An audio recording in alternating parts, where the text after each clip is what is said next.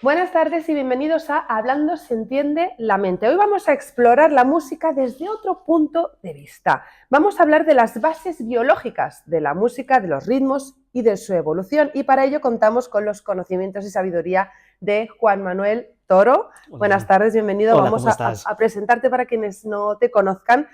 Juan Manuel es profesor de investigación y crea del Departamento de Tecnologías de la Información y las Comunicaciones y coordinador del Grupo de Investigación en Lenguaje y Cognición Comparada del Centro de Cognición y Cerebro de la Universidad Pompeu Fabra de Barcelona.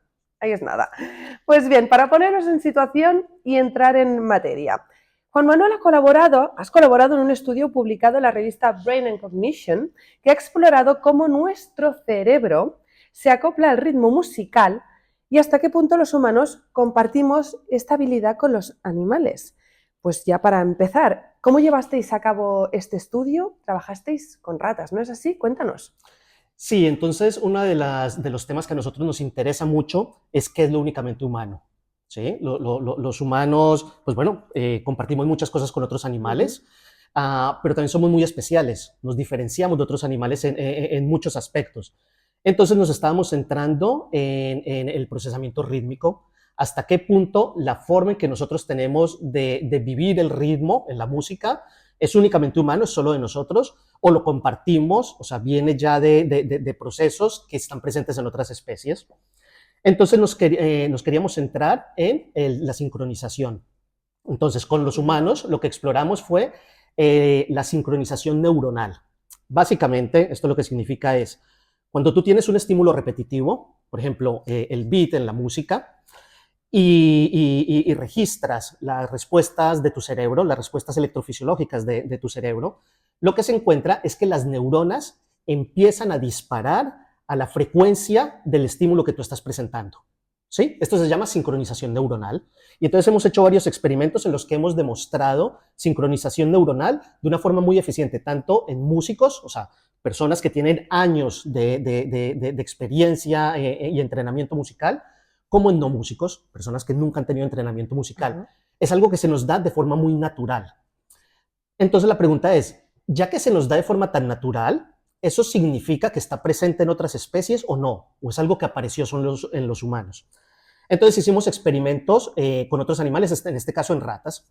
Y las ratas son interesantes porque son mamíferos y desde el punto de vista acústico perciben frecuencias muy similares a las que nosotros percibimos, pero no tienen vocalizaciones complejas. No son como algunas especies de pájaros que tienen cantos muy elaborados, sino que las ratas no tienen vocalizaciones complejas. Entonces, por eso son un modelo interesante.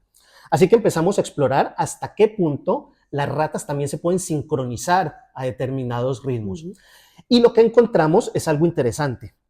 Es que las ratas pueden extraer la secuencia de beats de la música. ¿Sí? En la jerarquía musical, en la jerarquía rítmica, básicamente tenemos el beat, que es la secuencia de pulsos regulares, es el pa, pa, pa, pa, sí, una secuencia de pulsos regulares, pero una escala jerárquica más arriba está la estructura métrica, que es básicamente tú cómo agrupas ese beat en términos de beats fuertes y beats suaves. Por ejemplo, imagínate una estructura métrica ternaria, que es pa, pa, pa, pa, pa, pa, ¿sí?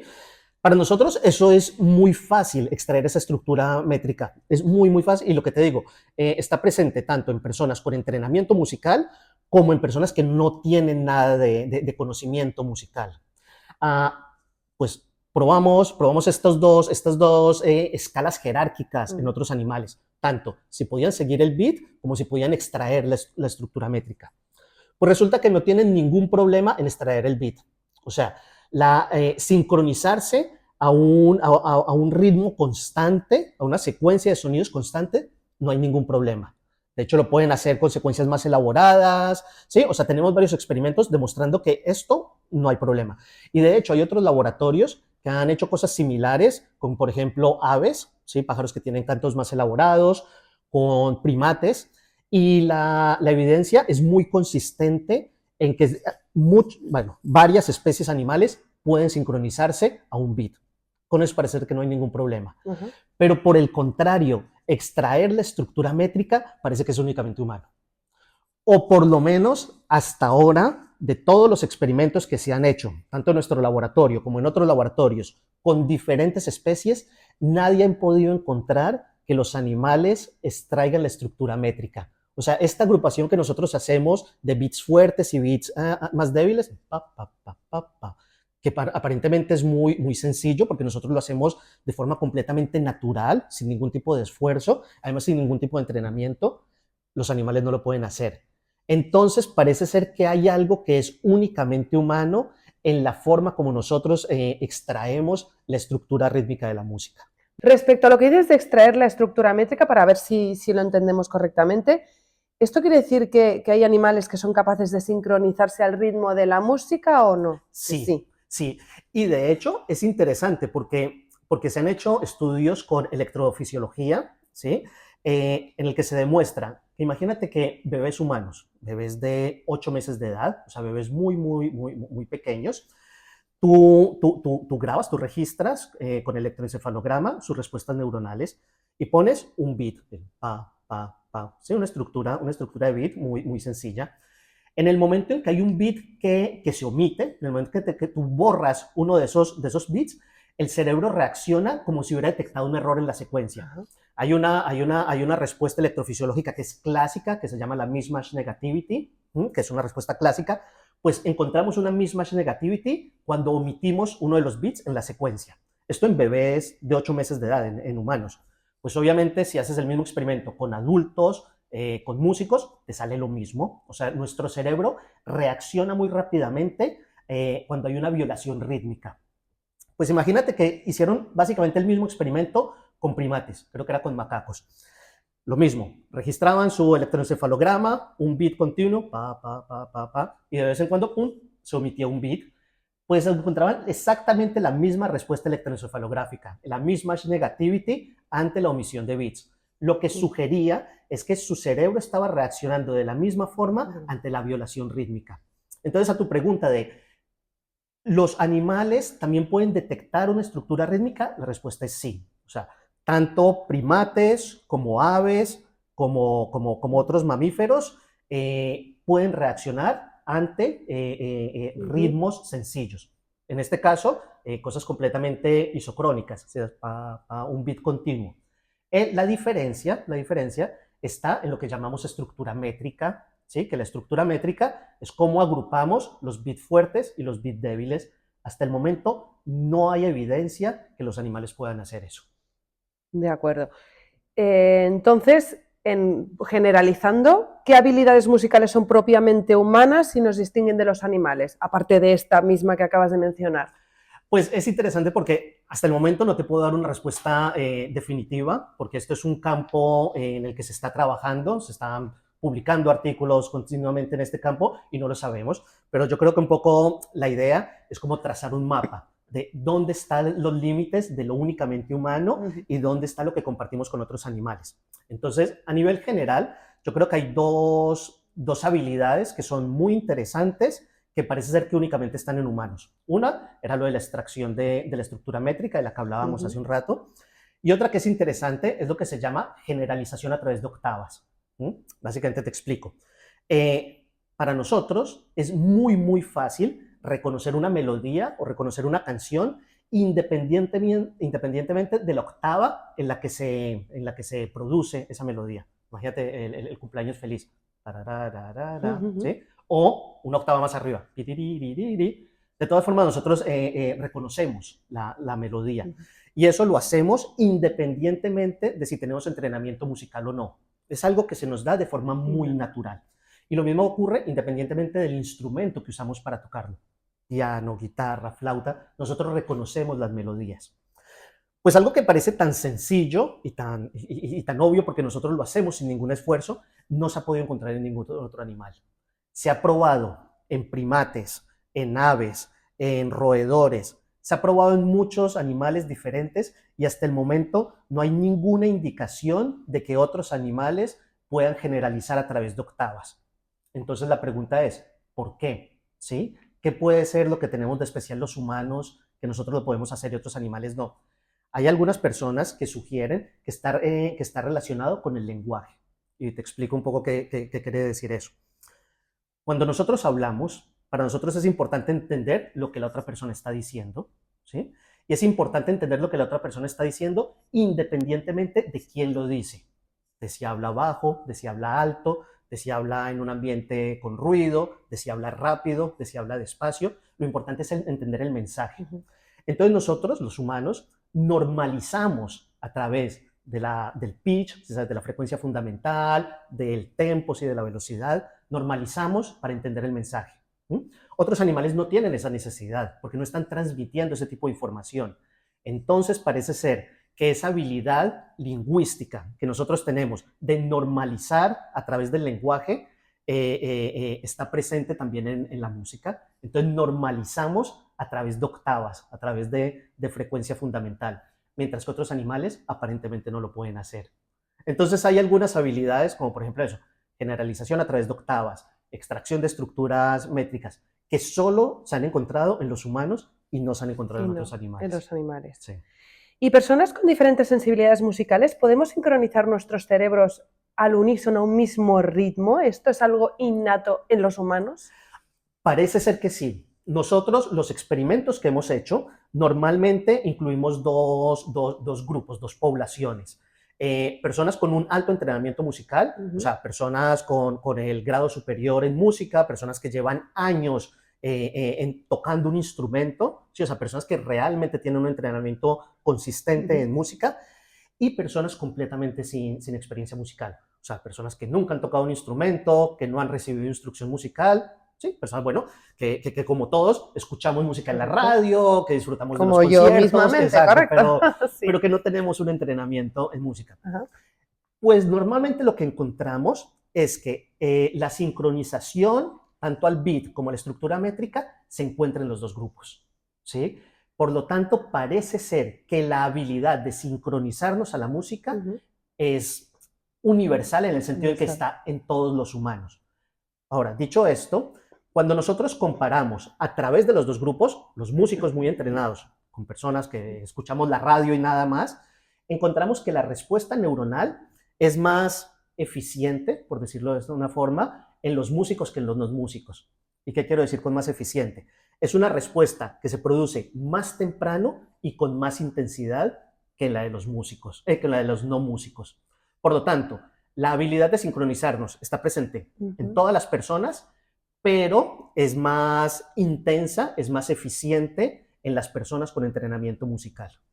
Con lo cual, el cerebro de un músico es diferente al de un oyente sin formación musical. Sí, sí, es un cerebro que a través del entrenamiento de años en música y de tocar instrumentos es más sensible a cambios de tonalidad, es más sensible a cambios rítmicos, reacciona con mayor eficiencia ante violaciones tanto rítmicas como violaciones armónicas.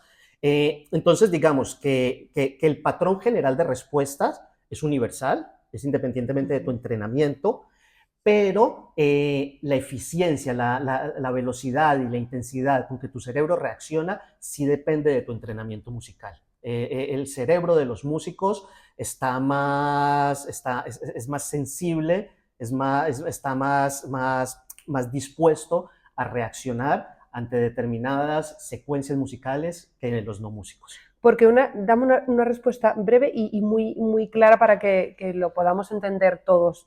¿Cómo procesamos neuronalmente el ritmo?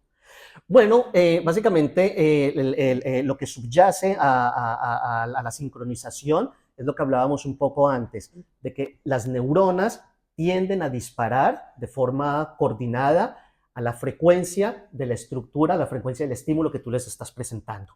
Entonces, a nivel muy básico neuronal, está esa sincronización al estímulo externo. Hablábamos de que esa sincronización está presente en todas las personas, pero otra vez es más eficiente y con más intensidad si tú tienes entrenamiento musical que si no tienes entrenamiento musical. Correcto. Por cierto, hace unos años publicaste un artículo junto a Carlota Pagés, que es profesora de nuestro máster en neuromúsica, sobre percepción musical para esclarecer si se nace o se hace. ¿Cuál fue vuestra conclusión? Bueno, realmente Carlota desarrolló toda una línea de estudios que era muy interesante. Ella básicamente lo que exploraba es tu cerebro, nuestro cerebro, es muy sensible a las predicciones armónicas, ¿sí? Entonces ella estaba muy interesada en explorar hasta qué punto el cerebro reacciona de forma diferente ante diferentes tipos de violaciones armónicas, ¿sí? Cuando tú estás escuchando una melodía, tu cerebro automáticamente está haciendo predicciones de cómo terminará esa melodía. ¿Mm? Y lo que Carlota demostró, que es algo muy interesante, es que esas predicciones se realizan independientemente de si tú tienes un entrenamiento musical o no. ¿Mm? Volviendo un poco a lo que decíamos antes, esas predicciones armónicas se realizan universalmente, en músicos como en no músicos, pero los músicos realizan predicciones más finas que los no músicos. Entonces, Carlota estudió tanto músicos muy entrenados como personas sin entrenamiento musical, y lo que encontró es que las personas sin entrenamiento musical reaccionaban ante las violaciones armónicas, ¿sí? O sea, su cerebro hacía predicciones armónicas, pero los no músicos reaccionaban de forma diferente ante diferentes tipos de violaciones armónicas. Por ejemplo, hay violaciones armónicas que son muy obvias, ¿sí? Por ejemplo, tú tienes una escala completamente consonante y de un momento a otro al final de esa escala pones una nota disonante completamente salta, ¿sí? Y entonces los músicos reaccionaban muy intensamente ante esa violación armónica. Pero hay violaciones que son menos obvias. Por ejemplo, tú tienes completamente una armonía consonante y al final tienes otra vez un acorde consonante, pero que sintácticamente no cuadra con la estructura que tú estabas teniendo. Es una violación mucho más fina, pues el cerebro de los músicos detecta esa violación y reacciona de forma diferente a cómo reacciona ante, por ejemplo, violaciones de disonancia. Correcto. Porque independientemente de la formación musical, del entrenamiento musical, ¿se pueden hacer con una alta sensibilidad musical innata en nosotros? Sí, completamente. Como muchos otros aspectos que son universales, o sea, que están presentes en todas las personas, hay una variación interindividual muy alta. Hay personas que tienen digamos, un oído, por llamarlo de una forma, mucho más sensible que otras personas. Entonces, cuando nosotros comparamos a los músicos como grupo, sí que observamos mejores sensibilidades a los no músicos como grupo. Pero si hiciéramos estudios dentro de, por ejemplo, los no músicos, seguramente encontraríamos una variabilidad muy grande en las sensibilidades que tienen personas a pesar de no tener entrenamiento musical. Con lo cual se pueden hacer con esa sensibilidad. Absolutamente. Se puede entrenar, pero se pueden hacer con ella. Exactamente, absolutamente. Imagínate, eso es un poco paralelo a lo de los acentos. Hay personas que muy fácilmente detecta acentos rápidamente y puede adaptar su forma de hablar a otros acentos, mientras que a otras personas nos cuesta muchísimo. Entonces, es un poco lo mismo. Sí. Vamos con esta investigación del cerebro, de lo que ocurre en el cerebro cuando se expone a la música. ¿Qué ocurre en el cerebro cuando escuchamos música? Por ejemplo, en un concierto con todo lo que conlleva, movimientos, aplausos, brazos levantados, toda esa sincronización que se puede llevar a cabo entre todas las personas que están presentes. Sí, me acuerdo que creo que fue hace 6 meses, hubo un artículo que fue muy interesante, que básicamente el argumento del artículo es que las personas disfrutamos mucho más la música cuando es en vivo que cuando es simplemente música grabada.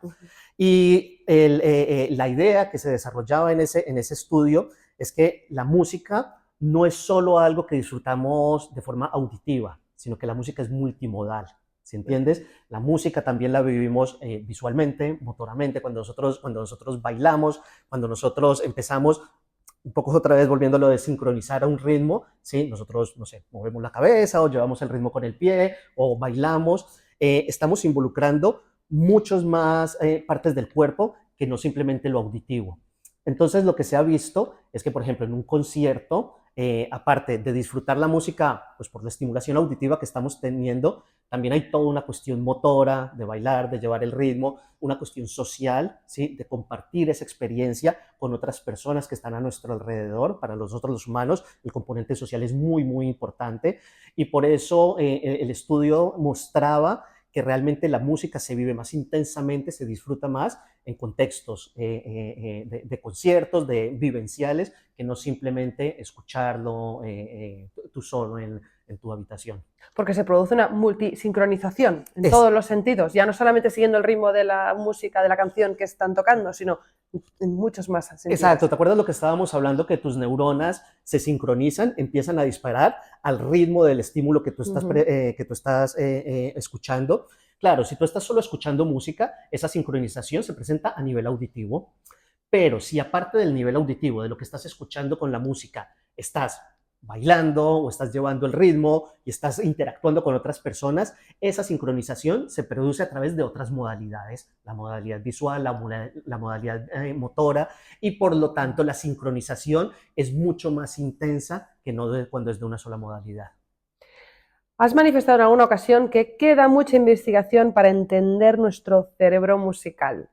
Primero dime por qué lo dices y después me adelantas en qué estarás trabajando, porque seguro que ya estáis trabajando en algún nuevo estudio, en alguna nueva investigación. Sí, básicamente, a ver, uno de los motivos por los que a mí me parece tan interesante el estudio de la cognición musical es que es un campo de investigación que está completamente abierto. Uh-huh. Realmente lo que sabemos ahora del cerebro musical lo hemos descubierto en los últimos 20, 30 años. O sea, los últimos años se ha visto como una inyección de estudios sobre qué es eso tan especial de por qué procesamos la música de la forma como la procesamos.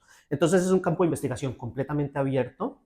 Hasta el momento nosotros no sabemos por qué la música es tan especial. La música es únicamente humana, ¿sí? La música no está presente en otros animales, pero compartimos algunas de los aspectos con las vocalizaciones de otros animales.